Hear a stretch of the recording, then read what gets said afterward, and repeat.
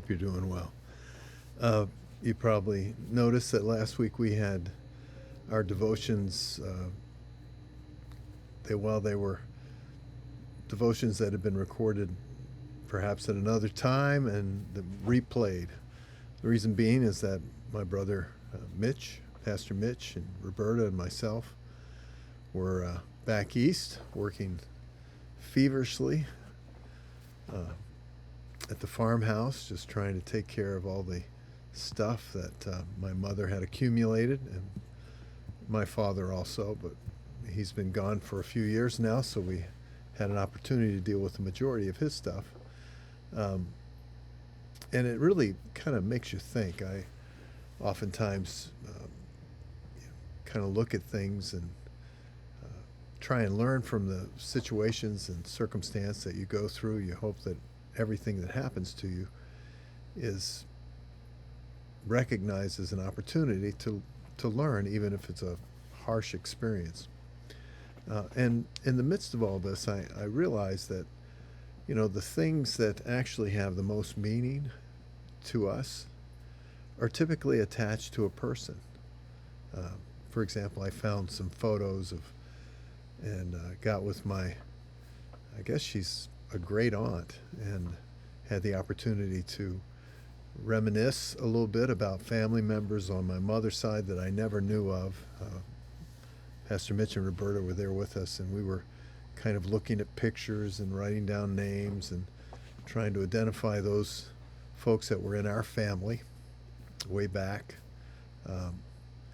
And those pictures have no meaning to anyone other than the people that are somehow related or attached to them. Found a picture of my uncle Carson, who died in training prior to going to World War II. It's no meaning to anyone. It's just a picture, but it has meaning to me and certainly to our family because it's someone that is related to us. It reminds us it reminds me of my grandmother and my grandfather on my mother's side. So it's just a very interesting element. There was a lamp that's just an old lamp. But I remember when my mother and I found that lamp. She used to go to estate sales, and she was an antique collector, and she found this out, I remember, by a fence out in a kind of a rural area, and she grabbed it up and took it and purchased it and then refinished it, painted it, basically.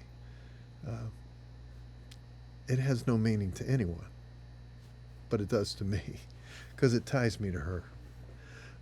I want you to think about something the Lord said in John 14 and verse 21 and 23. If you love me, then you'll keep my word, or my commandments, however you want to look at it.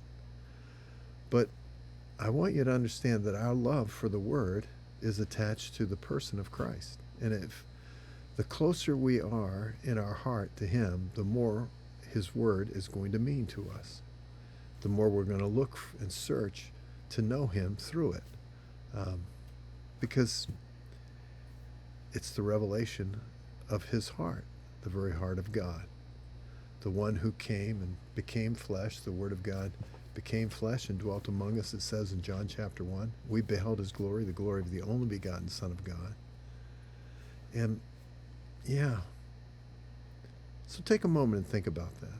What things are you attached to in this world? And why do they have meaning? Now, I'm not denying that there's some things that just have intrinsic value, such as gold or silver, things that just simply have value because of the necessity of them, or the value the world has placed on them. But in your life, the things that have meaning are typically tied to a person, or there's some relationship to it.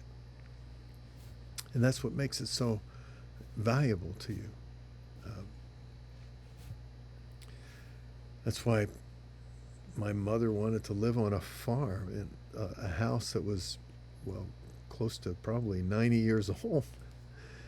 or at least 60 or 70 years old, and with all kinds of problems, but she was attached to it.